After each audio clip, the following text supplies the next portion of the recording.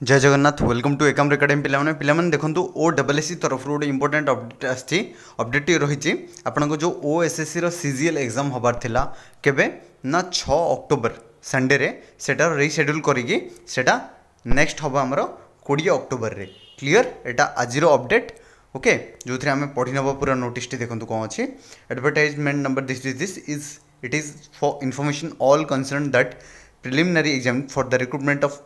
Different group B and C post under CGL 2024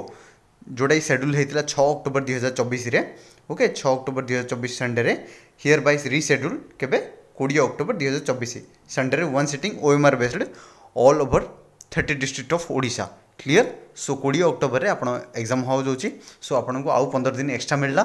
so be ready for that पढ़ापढ़ी रे टिके focus करंतु निहाती एथर CGL crack करि जिबा। जय हिंद जय जगन्नाथ वीडियोटी जी माने पारिबे सेती मात्रा शेयर करिवे ओके